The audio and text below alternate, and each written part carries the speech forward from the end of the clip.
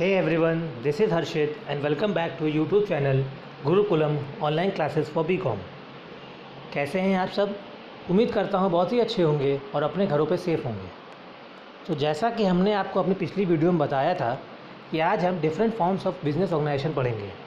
तो अगर आपने हमारी पिछली वीडियो नहीं देखा है तो प्लीज़ उसे देख लें और चैनल को लाइक, शेयर और सब्सक्राइब करना मत भूलिए। तो चलिए हम अपना आज का सेशन शुरू करते हैं। आज का हमारा सेशन है first form of organisation, different forms of organisation. इसका पहला फॉर्म है सोल प्रोप्राइटरशिप। तो सोल प्रोप्राइटरशिप क्या होता है ये हम देखते हैं। तो सोल प्रोप्राइटरशिप जैसे कि नाम से पता चल रहा है, सोल मतलब सिंगल, एक ऐसा ट्रेड जिसमें एक इंसान पूरे बिजनेस को मैनेज करता है। He is the individual trader, wholesaler, manager of the business. So, sole proprietorship, also known as the sole trader, individual entrepreneurship or proprietorship, is a type of enterprise that is owned and run by one person and in which there is no legal distinction between the owner and the business entity. A sole trader does not necessarily work alone. It is possible for the sole trader to employ other people. तो soul trader वो form of business है जो कि एक इंसान के द्वारा manage किया जाता है, रन किया जाता है। उसमें बिज़नेस और ओनरशिप में कोई डिस्टिंक्ट एंटिटी नहीं होती है। जब तक बिज़नेस चलेगा तभी तक जब तक कि ओनर चल रहा है। और soul trader does not work alone. वो सिर्फ अकेले ही काम नहीं करता, वो मैनेजर, ओनर अकेला ही है, बट वो काम करने के लिए अपने एम्प्लॉयज़ को हायर कर सकता है। A sole trader receives all profit and has unlimited responsibility for all losses and debts. Every asset of the business is owned by the proprietor and all debts of the business are the proprietors. तो जितने भी profit firm को हो रहे हैं business को, वो सिर्फ और सिर्फ सोल ट्रेडर का ही है। वो प्रोप्राइटरशिप को उसी को मिलेगा जो उसको मैनेज कर रहा है। और जितने भी रिस्क हैं वो भी वही बॉन्ड करेगा। जितने भी डेट्स हैं वो उसी की लायबिलिटी है, उसी को चुकाना है। A sole proprietor may use a trade name or business name other than their own or its legal name. They may have to legally trademark the business name if it differs from the own legal name. The process varying depend upon country of residence. तो इसमें यह कह रहा है कि जो sole proprietorship होती है बिज़नेस फॉर्म की, उसमें हम या तो बिज़नेस सोल ट्रेडर के नाम से ही चल सकता है या तो वो कुछ डिफरेंट नाम भी अपने बिज़नेस का रख सकता है। और अगर वो कुछ डिफरेंट नाम रखता है अपने बिज़नेस का तो उसके लिए उसको उसका लाइसेंस लेना पड़ता है, ट्रेडमार्क बनाना पड़ेगा ताकि कोई कॉपी ना कर सके, और उसको रजिस्टर्ड कराना पड़ेगा। वो conditions country to country differ करती है। इसके बाद हमारा आता है फीचर्स। तो फीचर्स क्या क्या है? ईजी फॉर्मेशन एंड क्लोजर, मतलब कि ईजिली फॉर्मेट हो सकता है और क्लोज हो सकता है business. Lack of business continuity, absolute control, no separate entity, sole risk bearer and profit recipient, unlimited liability. अब इनको हम एक एक करके देखेंगे। पहला है lack of legal formalities. A sole proprietor does not have a separate law to govern it, we only lead the licence to carry out the desired business.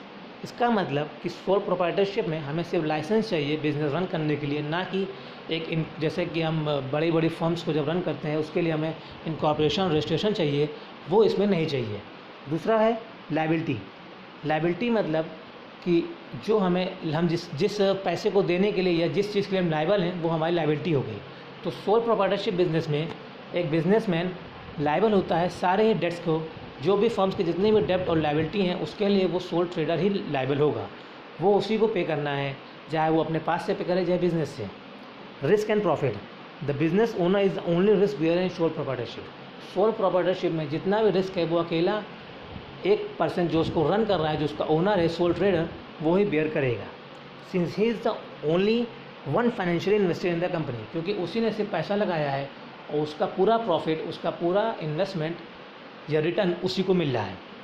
तो जैसा कि वो पूरा रिस्क बेयर करेगा तो जितना भी प्रॉफिट है वो भी वही बेयर करेगा।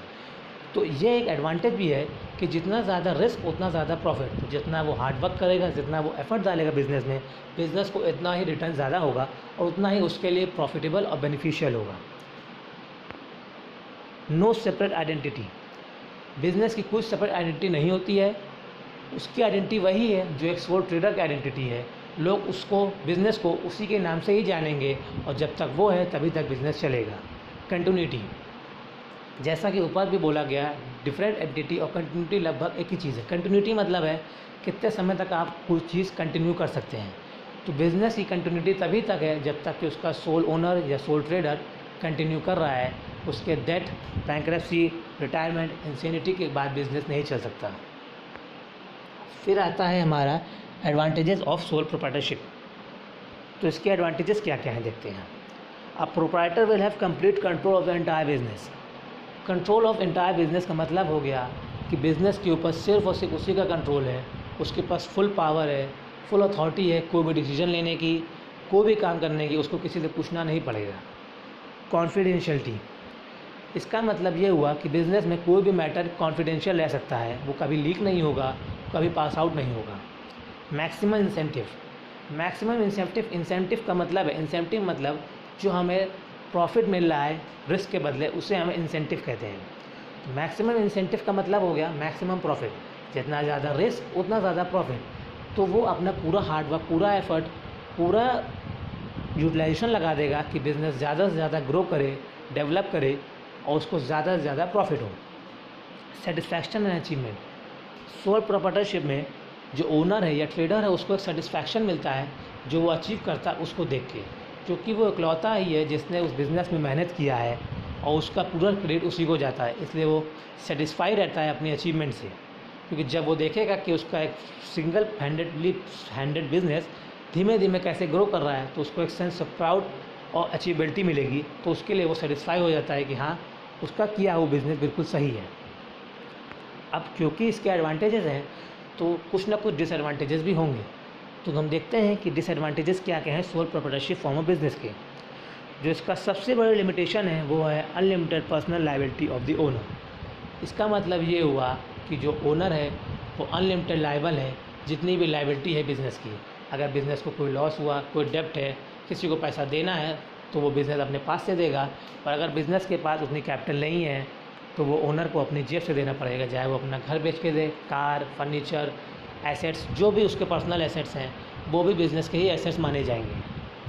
Another problem of sole proprietorship form business is limited capital. एक सिंगल हैंडेडली मैनेज किया हुआ business by a single person वो ज़्यादा कैपिटल नहीं ला सकता, वो उतनी ही कैपिटल ला सकता है जितनी उसके पास है। वो किसी से हेल्प नहीं मांग सकता, या हेल्प मांगेगा भी तो लोग उस पर इन्वेस्ट नहीं करेंगे क्योंकि उसमें रिस्क है। वो उसकी क्रेडिबिलिटी जानने की कोशिश करेंगे और उसकी मार्केट वैल्यू ऐसा कुछ होगी नहीं। अगर वो चाहे तो बैंक से लोन ले सकता है या फाइनेंस कंपनी से फाइनेंस करा सकता है, बट फिर वही क्वेश्चन आएगा कि क्रेडिबिलिटी उसकी कितनी है। लोग तभी पैसा लगाएंगे जब उनको प्रॉफिट रिटर्न उस बिज़नेस में दिखेगा। तो सोल प्रोप्राइटरशिप में लिमिटेड कैपिटल होती है। फिर है life cycle of a sole proprietorship is undecided and attached to its owner. तो लाइफ साइकिल मतलब कि कंटिन्यूटी, जब तक बिज़नेस चल रहा है तब तक ही चलेगा जब तक कि ओनर चल रहा है। जैसे जैसे ओनर की एज होगी, हम कह सकते हैं कि बिज़नेस की भी एज होने लगेगी, क्योंकि वो पहले जैसा जोश ओनर के जब नहीं रहेगा तो वो बिज़नेस में उतना हार्ड वर्क और एफर्ट नहीं डाल पाएगा। तो इसलिए लाइफ साइकिल बिज़नेस की बहुत हद तक ओनर के लाइफ साइकिल से अफेक्ट होती है। लिमिटेड मैनेजरेबिलिटी, लिमिटेड मैनेजरेबिलिटी का मतलब है क्योंकि सिंगल पर्सन ही पूरे बिज़नेस को मैनेज कर रहा है तो एबिलिटी भी एक ही आदमी की है। उसके पास भले ही सारी क्वालिटीज़ हो, बट वो कहीं ना कहीं कोई ना कोई क्वालिटी लैक कर जाएगा। जैसे कि अगर मान लीजिए आपके पास हार्ड वर्क है, हो सकता है आप इंटेलिजेंट इतने ना हों या आप इंटेलिजेंटली बहुत हों लेकिन हार्ड वर्क उतना ना कर पाएँ, तो इसलिए कोई ना कोई क्वालिटी लैक हो जाएगी जो कि एक कंपनी या किसी अन्य डिफरेंट फॉर्म ऑफ ऑर्गेनाइजेशन में नहीं होगी। तो आज हमने देखा कि सोल प्रोप्राइटरशिप फॉर्म बिज़नेस कैसा होता है, उसके फीचर्स, उसके एडवांटेज डिसएडवांटेज क्या होता है, कितना उसका ग्रोथ है, सब कुछ। आज की क्लास आपको कैसी लगी या कमेंट बॉक्स में ज़रूर मेंशन करिएगा, और आगे की क्लास से हमारे देखते रहिए और चैनल पे बने रहिए। तब तक के लिए thank you, goodbye and take care. और हाँ, चैनल को लाइक शेयर सब्सक्राइब करना मत भूलिए।